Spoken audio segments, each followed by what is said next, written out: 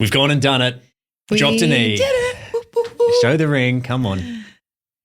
Look at that puppy. One of the benefits of you being so petite is that any rock is going to look enormous on your finger. Yeah, actually, that's quite a good thing for you. It made it easy for me. You did very well. But how are we feeling? When do we get engaged? The 28th of March. So it's been a few weeks. Yeah. We've just been marinating in this kind of engagement bubble. How good's the engagement bubble? It was great overseas. Coming back to reality was a bit tricky. Yeah, but but then it's nice celebrating with friends and stuff. Yeah. But yeah, overseas, like before we told everyone, just in that absolute euphoria, cloud nine. I want to like bottle that feeling up and just go back to it. Do you reckon we've got the storytelling down pat now, having told it to different people? Yes. And you put a little salt and pepper on it sometimes. I know. I found myself doing that. I was like, nope. Depending on who it is. Yeah. Rev it up a bit. It's been really fun. I'm just very grateful. I'm grateful that it all went to plan as well. And you did so good. Like, I'm actually very impressed with you the more I think about it. So we're going to go through that whole story in this episode, as well as answering some questions, because we received a few questions and then put it on Instagram last night and that's gone nuts. So the biggest one is, how did I know you were the one? And was she surprised? Oh, okay. So we're going to dive into those. But let's go to the morning of the engagement. It's Okay. March 28. We're in Costa Rica and Yeah. we've woken up next to a big volcano. Giant volcano. We had an amazing Airbnb literally on this thing. Thank God. Was it dormant? Is that the right word? Yeah, I mean, I think it's active, but it hasn't great. erupted since the 90s. That's quite recent. Yeah. You told me it was dormant. That's the thrill of camping at a volcano. You We get to went camping. We're in a nice Airbnb. camping, and at any moment you could have hot lava just ruin your existence. Fantastic. Well, I'm glad you didn't tell me that at the time. So I obviously knew what was going on later that day. Zoe had zero idea, and you did wake up in a bit of a stink. Yeah. Why was it again? I think because I understood the gravity of the day, so I really wanted to soak in every moment in the morning. And I was outside, yeah. I was stretching next to the volcano, I was earthing, I was really getting my volcano on. But we had a few too many margaritas the night before, so you were a little bit hungover, and I was trying to like get you to appreciate the situation as much as I did some was. stretching with you. You did. But then we had to check out, and you've just gone, nah. You've run to the car. And I've had to check out myself and make sure that we didn't leave any charges or anything. And again, I was tired. The only thing, I was so excited about what was going down later than that day, but I couldn't communicate it to you. So I was just trying to get you to enjoy the moment as much as me, without obviously saying why.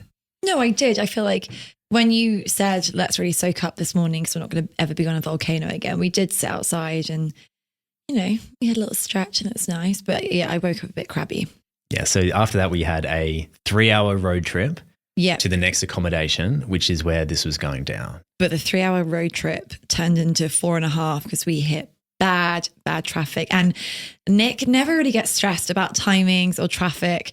So when I could see him getting quite uptight and he's like, we just need to get there. And I was thinking, babe, it's check-in. Like, it doesn't matter if we're an hour late, just tell them. And like, it didn't click at the time, obviously, because I was just la la la. But looking back now, I can only imagine the stress you were going through. I was flipping out. Because obviously normally it wouldn't matter if we arrived half an hour late, an hour late. Yeah. But because I had these timings set in stone with 4 seasons, we had to make sure we got there on time.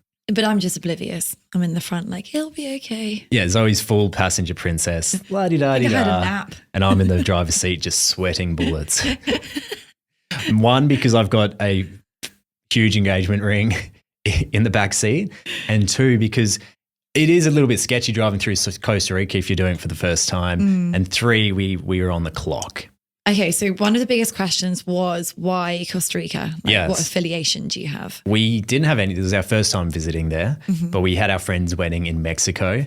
And to make the most of the 20-hour flight, we decided to extend our trip into Costa Rica. Yeah. And do you remember watching those YouTubes of people exploring Costa Rica and even going through the Airbnbs? I just immediately fell in love with the country. They have such a rich connection to nature. They're probably the most biodiverse country in the world. They're huge on conservation. And even in the Airbnb photos, everyone had like a sloth out the back, amazing wildlife. And I love animals. And I think it's so special you chose somewhere that was abundant with them. Yeah, so that was the thinking behind that. It just felt like the perfect place to do it. Yeah. And for me, it's entering this new chapter, and what better way to do that in such a grounding and beautiful place. So the idea to do it at the Four Seasons came up when I booked the accommodation in November, and I was going through their Instagram, and they have this beautiful, it's like a wellness shala that sits on top of the hill looking over the ocean. And they usually do breath works, healing ceremonies, Pilates and yoga, kind of spiritual center for the Four Seasons. And it's stunning. It kind of looks like how would you describe it? As soon as I walked in, I was like, it looks like where the ants live in Bug's Life. You know, like the sort of twisting, lit up ants nest, I guess they live in. It's a really cool design. And I just thought, this is the place. So I emailed the Four Seasons team and asked if I could propose there. They said the wellness shala is usually reserved for healing ceremonies, and they don't usually do engagements. Maybe we could do a sound bath ceremony beforehand, and then afterwards I could do the engagement. We eventually arrive at Four Seasons, and we get this hotel tour from Melissa, who's part of their PR team.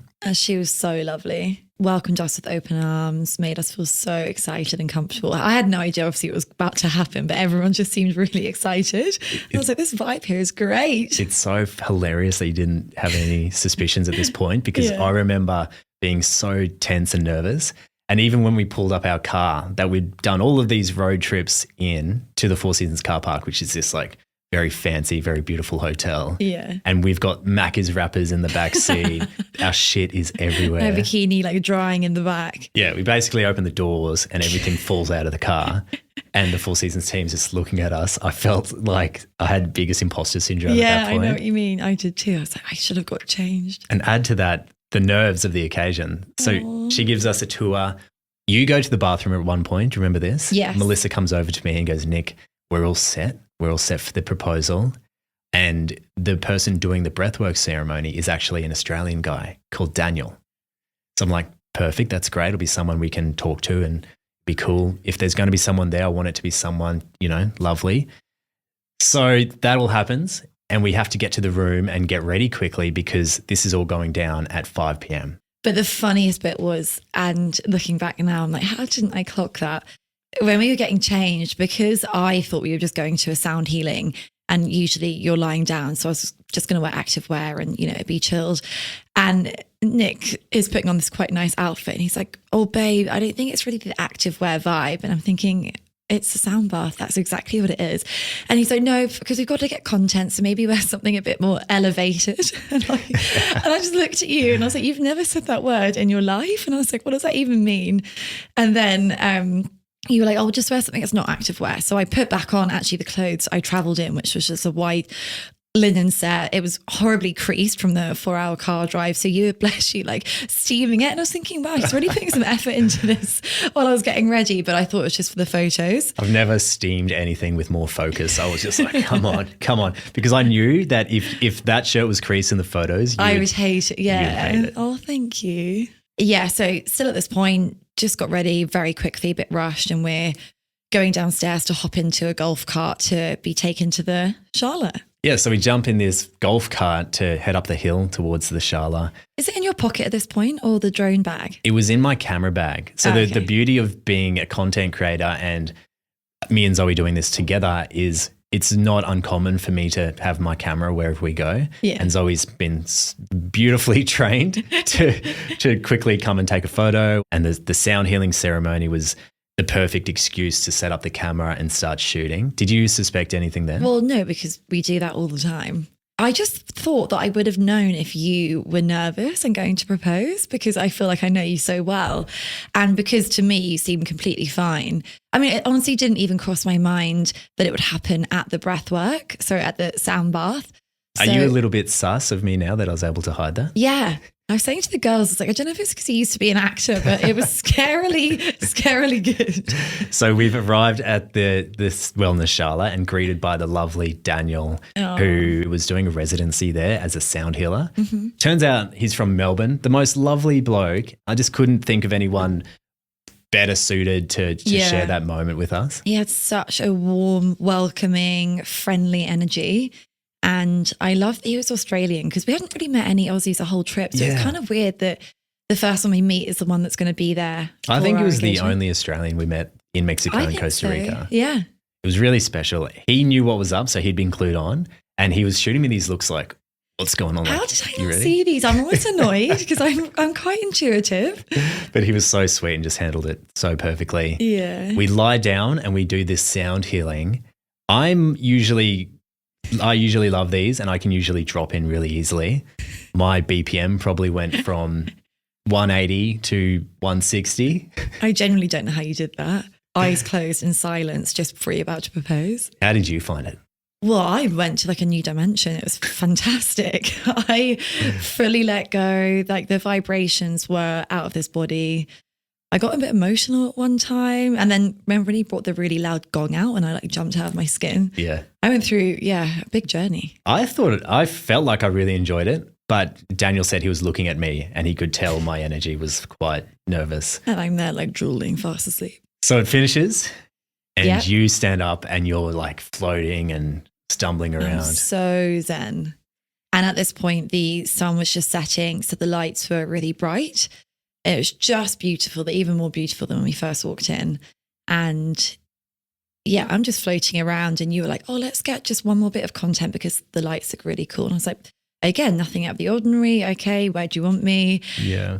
And then I've stepped up the stairs because I need to turn the camera on and get the ring out of the camera bag. And Daniel's looked at you, seen that you weren't looking, looks back at me and is like, mate, are you doing a song or something? What do you want? I said, yeah, put on that beautiful Xavier Rudd song that you were playing during the that ceremony. song that nearly made me cry. Yeah, Spirit Bird, the most beautiful song. So he's gone to press play on that. I've grabbed the ring, walked down the stairs. So was it in your hand or in your pocket? It was in the camera thing, so I've kind of had to put it into my pocket. Yeah, right, when you're walking over, it's in your pocket. Yeah, Okay, but you're looking at the bugs and classic me. just having a look around, like la-di-da-di-da. So I go grab you, stand you into the frame, Yeah. and then I say, oh, babe, why don't you do one of those photos where you're kind of like pulling me? Yeah, and I remember thinking, oh, this is going to look a bit whatever, but okay, whatever floats your boat. Because I needed you to be on that side of the frame. Because Yeah. I knew that you'd want to see. Oh, Yeah. So much thought went into it. Yeah, this is what I was This is stressing the very most. well- I didn't to even think be about all of honest. that. Anyway, so you're pulling me. So I'm pulling him, but he's not like walking with me. So I went to turn around to be like, grab on. And then you're just down on one knee. And it almost like gives me shivers when I think about this feeling coming back because it was just the biggest shock. And my brain was looking at you and it couldn't really process what was happening because I was just like, is this it? And I think I said to you 3 times, are you joking? And I wasn't sure if it was for like the content. And I just, biggest shock of my life. Your brain is not really registering. This is the big moment that all girls wait for most of their life. And then I just looked at you and I remember your little vein came out. And I know that's when you're about to get really emotional. And I was like, oh my God, this is real. And then you were talking, but I couldn't hear anything because my brain's still like, la, la, la, la, la, it's happening. And then I can't, it's just such a blur. And then I was shaking and crying. And I remember you trying to put the ring on my finger, but you couldn't because I was shaking so much. So I had to help you. And then even when that slid on, I just was like, what? It was so beautiful. Was there any hesitation with your yes? Well, I forgot to say yes because I didn't say anything. I remember you saying, is it a yes? And I was like, of course it I is. had to ask you a few times. But no hesitation. I was just in such shock. I don't think I said a word for like a good minute. You were so cute. I just remember looking up at you and your eyes are welling up. You're like shaking. Yeah. And I had a bit of a script that I was trying to get out and I'm on one knee and there's a lot going on. We're in the wellness shala. We're in the fucking Bugs Life hut. Yeah. I think it was just, it was so incredibly amazing and beautiful and romantic. I just was honestly blown away. Yeah, it was very It special. couldn't have gone any better. And then we just stuck around for about 10 minutes and soaked it up. Daniel came over and gave us a big hug. Yeah. I love that he filmed it actually. That was so special to have that on video afterwards because I forgot everything. We had a few angles. Yeah. Well, I'd expect a content creator to get some good photos. So you did well. It was such a relief for one. going back there. It's such a relief that you said yes. No, but also just that it was done. Because I've been thinking about it for months and months and months. Aw. And the number one thing was just to create this beautiful moment that we can cherish for the rest of our lives. And it needed to be worthy of the special person that you are. Oh, babe. And I feel like it was there. Well, I'm very grateful. I couldn't have pictured a better, more intimate, more romantic way to do it. And then also so after we were up there, probably 10 minutes just crying, soaking it in, telling each other how much we love each other. And then we were like, it'd be best because we had dinner plans as well. You arranged that lovely dinner at this, was it French? Italian. It's all a bit of a blur. Okay? Same thing. And we went down, and I've never changed so quickly in my life because I really just wanted to cheers you with a glass of champagne. And it was just completely on cloud nine. We were at this gorgeous restaurant and the waiters all knew and they were being lovely, and we cheersed our first bubbles, and that was really, I think I cried again then. And then I asked you to repeat what you said when you proposed because I didn't really hear anything. Yeah. And then, when you said that again, it really sank in. And You want me to do it here? No, it's special. Zoe, you're a mad chick. Since the moment I saw you, I thought you were heaps hot. I wish you'd done that. I would have remembered that. No, it was such a nice evening, wasn't it? Yeah, it was perfect because I knew that you'd want to be surrounded by people at some point. Obviously not during the proposal, but afterwards. So I think if we did it at the volcano, it would have been a bit anticlimactic afterwards almost because like you don't have anyone to tell or celebrate true. with. We were just isolated. We'd just be like, okay, well. Yeah. And then we went to the bar after dinner. I go to get us a drink, and in that 2 minutes that I was gone, classic me, I come back and you've befriended this older couple from Washington in the States, and now you're best friends with this lady who's like you in a different life. Yeah. Well, I'll tell you another thing. Rewind a day back in La Fortuna with the volcano. Nick and I went to this gorgeous waterfall, and in the souvenir shop, we went to buy a towel because we didn't have one. And there was a selection of jewelry, and I would never buy jewelry from a souvenir shop, but something really caught my eye. And my name in Greek means life, Zoe. And I just saw this Greek, it was like a gold bracelet with the Greek evil eye, the blue sort of stone. And something just was calling out to me to buy it. And I think it was like $20. And I was like, oh, perfect. Whacked it on. And then, fast forward to the restaurant now after the engagement. The lady that we met was Greek, and she only said hello to me because my wrist was there. And she said, oh my God, I'm Greek and I love the meaning of that. And then we got talking, and I just think everything happens for a reason. Yeah, that was lovely. It was one of many synchronistic moments that happened over the next few days. Yeah, freaky stuff was going on. Yeah, the moons were aligning. First of all, it was a lunar eclipse. Yeah, which just brings special energy anyway. The second one, it was the night after the engagement. We're sitting on the beach telling people, and all of a sudden, hundreds of baby turtles start swarming beside us because they've just hatched and they're trying to find the ocean. And I had been waiting my whole trip to see a turtle, and I didn't even think we'd be lucky enough to see baby ones. So it was like my dream coming true in front of me. And then we spent the next probably 2 hours guiding them to the ocean. And it was just like the most beautiful, magical experience, seeing them, helping them get to the ocean and just, wishing them a good life. It was one of the most beautiful places I've stayed in, the Four Seasons, Costa Rica. Absolutely. Easy. And we spoke about at the time, it's so immersed in nature and there's wildlife everywhere. Yeah. But it doesn't feel manufactured. It feels like you are actually in the ecosystem. Yeah. I agree. It's really, really special place. Yeah. And it'll be a special place forever. I know. I want to go back already. What immediately shifted for you after we got engaged? The Cloud9 feeling lasts for quite a while, which is incredible because just never so happy. I've never been so happy in my life. It was amazing. Just wake up, woohoo, go to bed, happy again.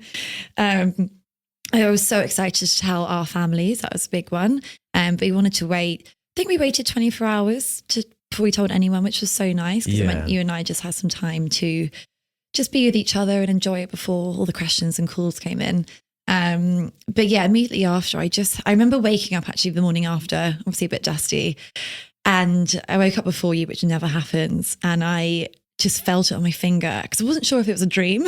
And I looked down and it was there. And I just had this wave of like joy.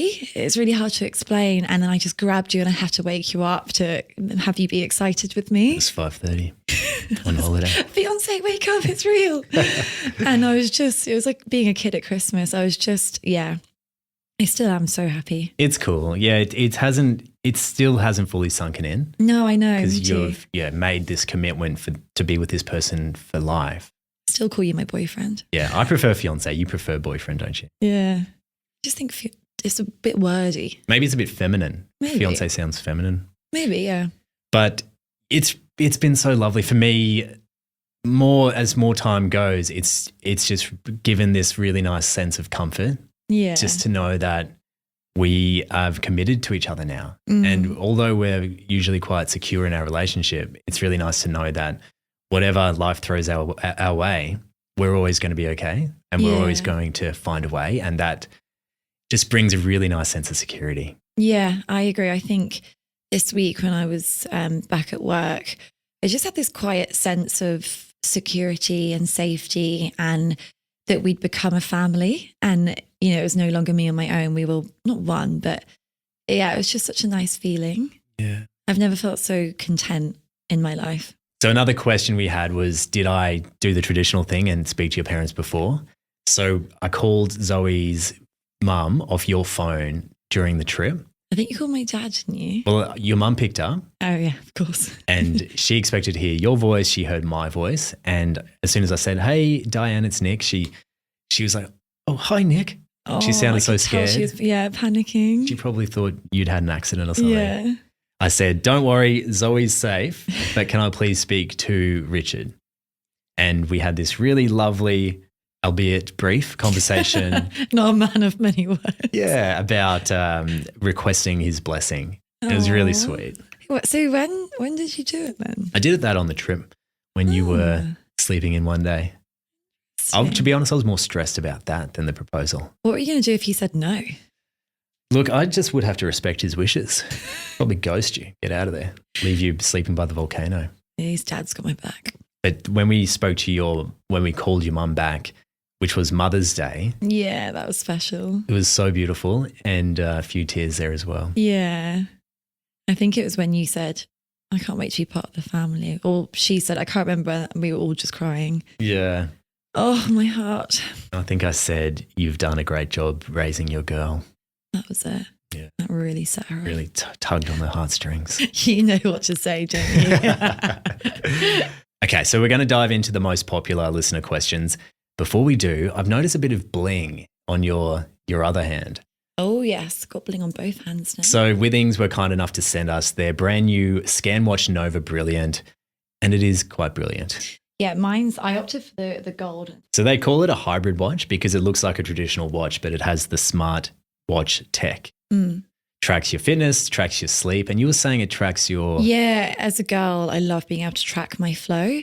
So you can track that, your body temperature. You can even do breathworks on it. And the amazing thing is its battery. So I've been wearing this for a week and it's still 100%, which is my biggest gripe with the Apple Watch because it dies after a day. But this, I don't know how they're doing it, but there seems to be some kind of hoodoo magic in there because the battery goes forever. Nothing ruins a lovely, elegant dress like a big, fat smartwatch. It's a bit of an ick of mine.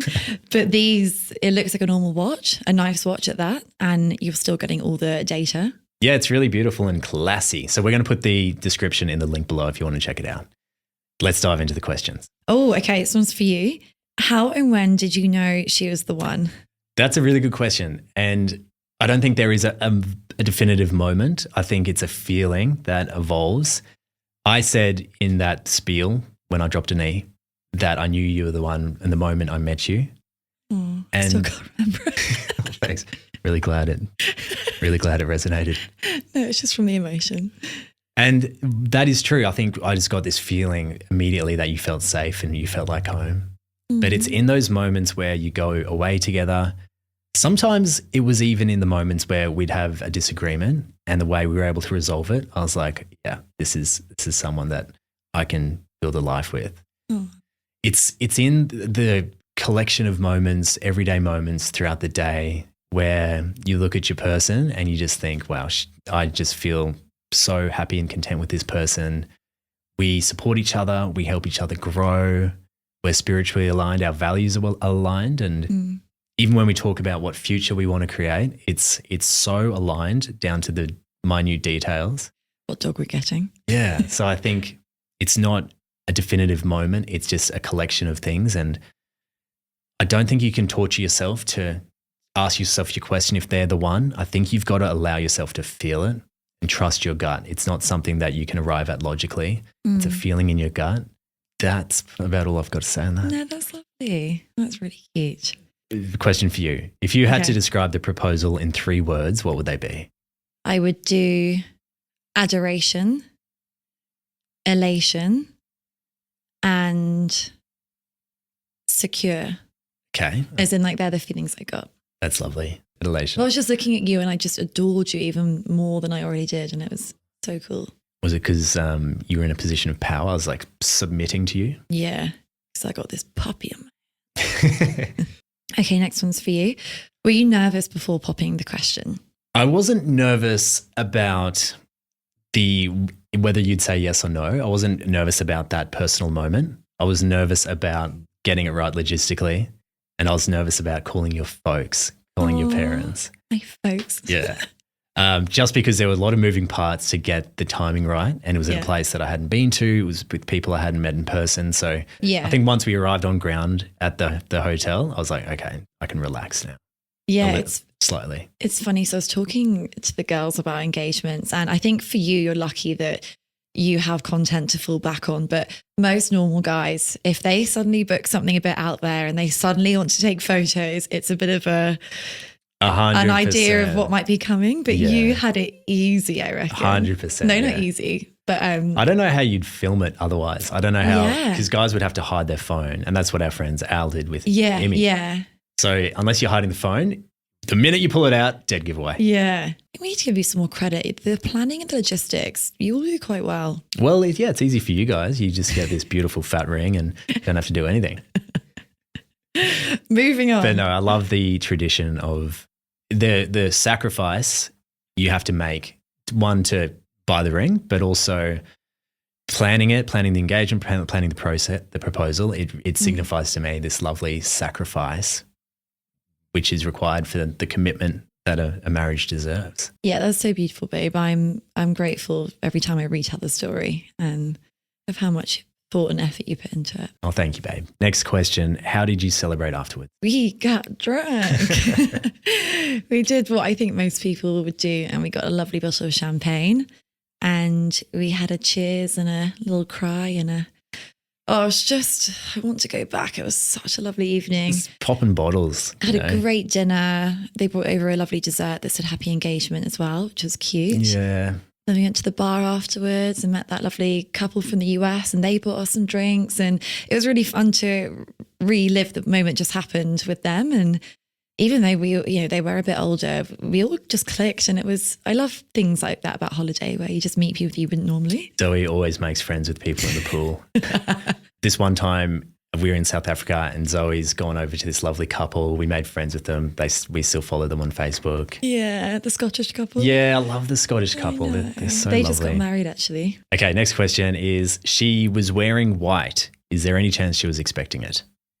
A few people asked this. Yeah, one of my friends asked me this as well. I think it was an absolute coincidence. I mean, I don't have that much linen that's not white. I always wear white on holiday. So I just grabbed that because it was comfy and what I just travelled in, so it was already out. I think people were like, oh, you must have known because you grabbed for white. And I didn't even realise the whole symbolism behind the white aspect. Yeah. Very lucky I did because it looked nice in pictures, but I wouldn't have even thought about that even if I did knew. Yeah. You know? Well, that's why I was having to urge you to wear something elevated. Darling, maybe you should wear something a bit more elevated for the content. That was so funny. Again, content, perfect excuse. Right. But you were genuinely surprised. Yeah. And on my mum's life, people were like, are you sure though? I'm like, yes. I think you can tell by my reaction. And, if I could have chosen a different outfit, I would have, but it was nice. Yeah, because this goes into the next question a little bit, which was, did you have any conversations about marriage before? And we had discussed it in the past. Yeah. But at the beginning of this year, we were sitting around with some friends. You brought it up. You said, I'd love to be engaged before we have kids. And at this point, all the plans were set. And I'm old school. I wanted to keep it a surprise. So I've been a little bit triggered. I was like, Zoe, the more you ask about it, the more and I was like, goes down the road. I was like, oh, okay, I've touched a bit of a nerve here. And I was thinking maybe it's because he's really not ready. And the fact I'm even talking about it is freaking him out. So we didn't talk about it since then, which was probably back in Jan. So for me, it was not going to happen anytime soon. And I was like, I do not want to keep asking, not that I keep asking, but bringing it up in case he's not there, because I really want you to ask when you're ready. Yeah. So yeah, huge. It threw you off the scent. Yeah. And also, there is a lead time to buying rings. And I was just thinking that I've been with you so often. Yeah, I was not on my radar whatsoever for that trip. I think for us, we both knew pretty early on that we wanted to get married. And we have a timeline of wanting to have kids, and we had discussed where marriage would fall into that. We've both kind of agreed that engagement would be first, then kids. Yeah. And where marriage comes into that, we're not too fussed. Yeah. I just wanted the commitment of a ring before having kids. And yeah, I've never been a girl that's wanted the big, huge fairy tale wedding. Like, of course, I think I do want to get married. But for me, we are on a slight clock as women. I think kids would come next and then a wedding down the line. Yeah. You wouldn't mind having kids or a kid at the wedding? Well, I wouldn't be looking after it. We'd get a nanny. I'm going to be drank. No, I mean, that doesn't affect your vision of the wedding. No, I mean, I think it's beautiful that they could be there. Yeah. I mean, depending on how old they are. Yeah, little flower girl or boy. That'd be really sweet. Yeah. But no, I know a lot of people are quite traditional about they want to get engaged, married and then kids, and I totally understand that. But I think we're a bit more of a modern family. Don't need to do it in any certain way, just what works for us. Yeah, for me, and I'm not married, so I can't really comment on this, but engagement almost feels most of the way towards a marriage. Like I feel very committed and secure, and I guess marriage just sort of finalizes that a bit more. But I feel like we've done most of the committing. Yeah. Does that make sense? Yeah, I agree. Okay, the next question. What's something that changed after you became engaged? We've already sort of touched on this. Yeah, I'll keep it short. For me, it's really going back to that sense of security and commitment. And I feel like we're official partners, which is quite cool. Yeah. For me, Zoe's just been busting my balls all around the house. I'm like, come on, you're my fiance now. Whipping me into line around here, telling me what to wear. Not. I didn't even want to wear this. That's what you wore for the engagement. Oh yeah, I chose this. No, yeah, again, just that I was working from home yesterday. It was a big day and I was a bit lonely. And I just had this lovely idea of my fiance coming home. And it sounds silly because nothing really has changed, but the idea that this person's always going to come home to you and we're a team, a little family now. Yeah. Yeah, we're a little family now. The same feeling. We've got the little fluffy cat. He's enough for now. Yeah, it's really cool. So yeah. I think it's a wonderful feeling. If you're on the fence about it, or if you're trying to work out if you're ready for engagement and you're a guy, I'd encourage you to lean in, provided you're getting the right feeling from your partner and you can build a life together. It's a beautiful feeling that's unlike many in life. This is such a benchmark moment. Yeah, and, such a milestone. I'd lean into it for sure. It feels good. So this kind of leads me on to the next one. Do you believe in fate or soulmates? I'd never really have, to be honest. I'm quite spiritual, but for some reason it just hasn't really captured my attention. I don't know. I feel like, I just think, there's so many people in the world. The idea of finding one person that is meant for you is just quite unlikely. Oh, great. So you think there's others out there that you want to get engaged with? I think we are so lucky that we're so well suited for each other. Yeah. But when you look at other people, you can make marriages work with people who you're not as aligned with, I think, through compromise and commitment and sacrifice. Yeah. So I don't know if I really subscribe to the idea that there's one person for you out there. Yeah. Even though we are so beautifully aligned. Yeah.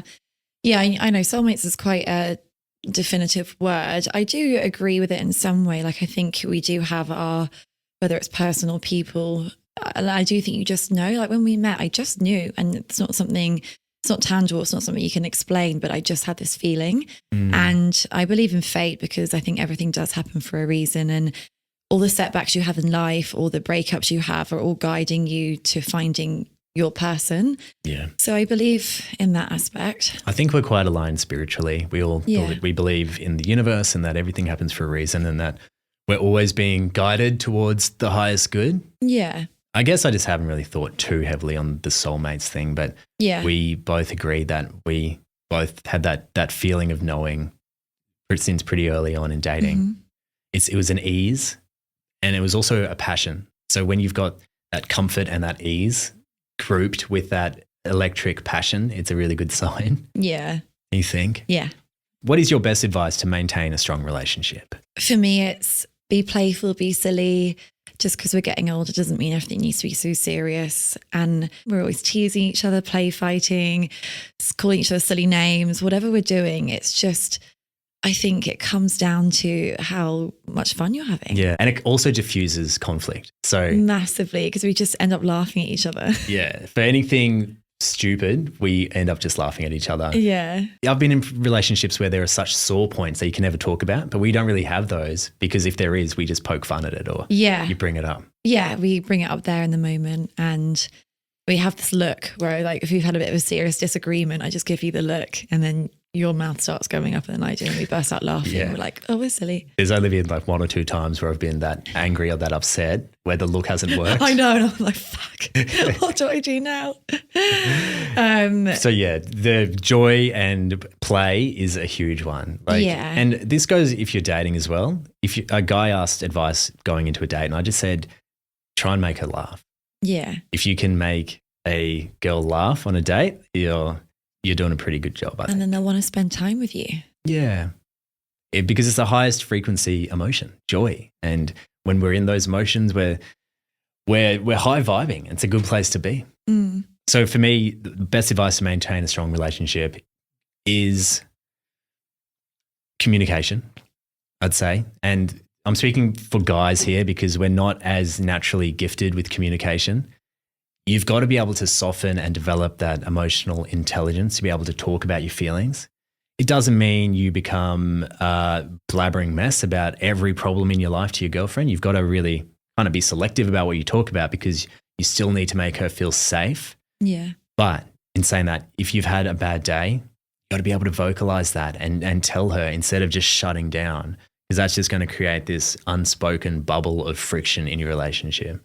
So for guys, because we are not gifted at that, it's our duty to do the work and become better at being emotional creatures. Very well articulated. Second last one, was living together before being engaged a good idea?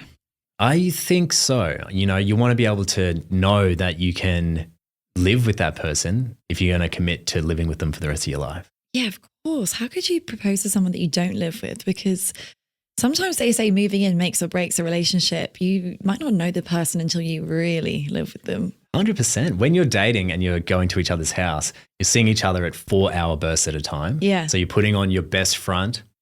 Yeah. And then you're going back to your home and fighting and shitting and doing all those things. You need to live together to see each other's flaws, Absolutely. To see both sides of each other. And boy, do you see some. Turn it up.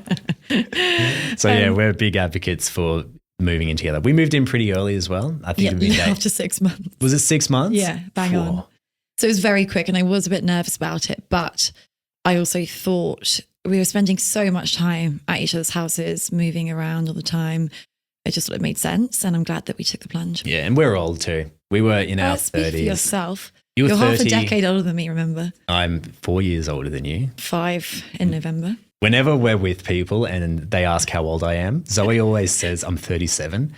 I'm 36. 37 this year.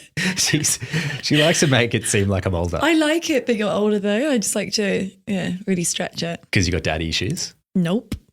So the other thing is, we're old, so we moved in pretty quickly. And that's what happens in your 30s, I think. Yeah. Like you move through things quickly. Yeah. When you know as when well. you know, because at that point you've had relationships that didn't work out and you were able to understand what you want more. So like the metaphor I like, and I know we're going long here, probably not the time for an extended metaphor. Oh God. But imagine you are a torpedo Yeah. So you're a torpedo fired out of a battleship and you use sonar, right? So you go this way, it goes beep, you're going the wrong way. So the torpedo goes and overcorrects, and then it keeps overcorrecting a little bit less until the torpedo finds its center and you find someone who is balanced between all of those things that you did and you didn't like. And that's what happens when you're 36. Sorry, 7. Do you remember what Luna said about how you talk through metaphors? Oh, yeah. You really do. But the point is, I just don't want people to feel disheartened if they're in their 30s and they haven't found someone. We've got a few friends like this who are getting down in the dumps. Sure. Online dating sucks at the moment, but don't lose hope because we met each other and we've become engaged in less than 2 years. Literally, I haven't even known you 2 years. That's so creepy. So a lot can happen. You've just got to work on yourself, build that inner abundance and trust that the universe is going to send someone your way. Final question. Do you want to have children? Okay, say your answer in 3 seconds. 3, 2, 1. No. Yes. Oh. I knew you were going to do that. I know you so well. So guys, Nick wants 4 and I want 2, ideally a boy and a girl. And how many kids were in your family? 2. And how many were in mine? 4. Yeah. So The moment you can carry them, I'm very happy for you to have the extra trust 2. me, if I could carry them, I would. Okay, well, I'm sure there's some sort of surgery these days you can have. I've always wanted a womb. Ooh, icky. Nikki strikes again. Got a bit Jenna on you, didn't it? Caitlin. Easy. A lot of opinions out there. No. Anyway, so what if we met in the middle with 3 kids? TBC. I think let's see how the first one goes and go from there. If we're lucky enough to have kids, I know a lot of people struggle out there, so we'll be very grateful. Is it true that the trauma that a woman goes through during birth, we are naturally wired to forget that? Yes. Yeah. It blocks it from your memory so that you do it again. Which is absolutely terrifying. I'm banking on that. Come on, baby. Let's pump them out. I'm going to have all the drugs. I'm from a Brisbane family. I feel like where we grew up, all the families were bigger because we had space. You grew up in London, where space was tight. Yep. So were most families quite small? Yeah. 2 or 3 max. Yeah. 1 sometimes. The beautiful thing about being Australian, and this is why you moved here, is we got space. Not in Sydney, we don't. You don't have to move. Space to have kids. So I think we'll wrap that up there. It's gone on a lot longer than our normal ones, but thank you guys for tuning in and hopefully that was of interest. We promised to shut up about our proposal now forever. I know. I just want to milk it because hopefully it only happens once. It only happens once. You gotta milk it for all it's worth. Until next time, guys. We love you very much and thank you for celebrating this with us. Thank you.